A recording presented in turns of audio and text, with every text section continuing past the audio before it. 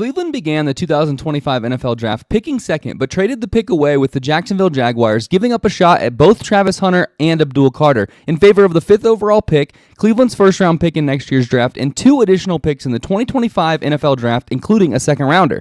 The major piece in the haul is Michigan defensive tackle Mason Graham. The big defensive tackle helped lead the Wolverines to a national championship 2 seasons ago and gives the Browns a much-needed presence inside of Myles Garrett. Graham should immediately help the Browns' abysmal running game from a season ago in which they allowed 22 rushes of 20 or more yards, far and away the most in the NFL.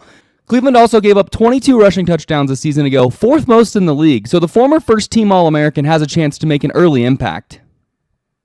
Continuing to look to improve on the defensive side of the ball, the Browns used the 33rd overall pick on UCLA linebacker Carson Schwesinger. The former walk-on was named a first-team All-American a season ago and is an absolute tackling machine, leading the FBS with 90 solo tackles last season. He brings a toughness to a Browns defense that needs significant improvement up the middle.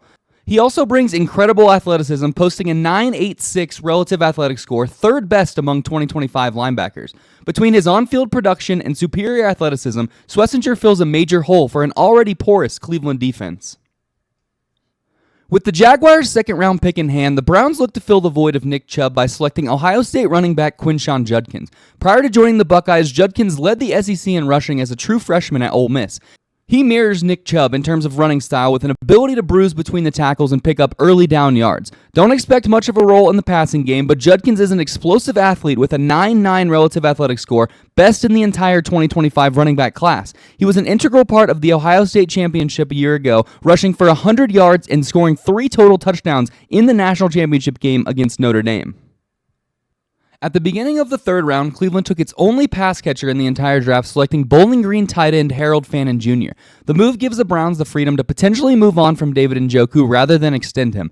If Njoku were to get traded, Fannin could step into a role as a rookie.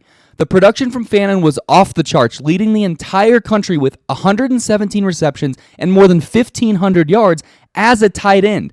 Fannin has incredible hands and moves really well for his size, but will need to improve in beating man coverage at the NFL level. He has a good opportunity to become a quality starter for Cleveland, depending on how the Njoku contract shakes out.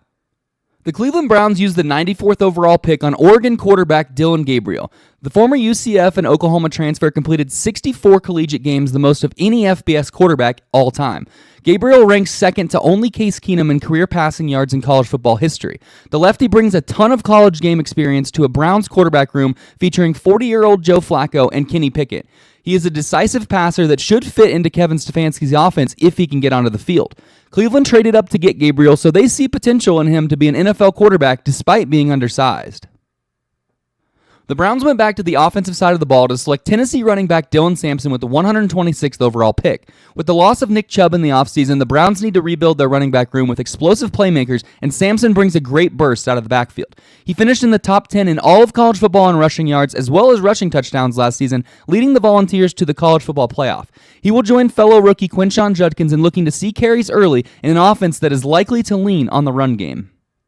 With their last pick in the 2025 NFL Draft, Cleveland once again attempted to solve a problem that has plagued the franchise for 25-plus years by selecting another quarterback. This time, the Browns took one of the most polarizing collegiate athletes of the last decade in Colorado quarterback Shadeur Sanders.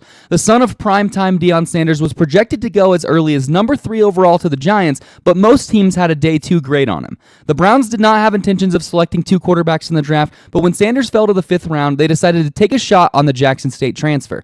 It will take a legendary effort on Sanders' part to leapfrog Flacco for the starting job, but there's a clear competition for the backup quarterback in the rock and roll capital of the world.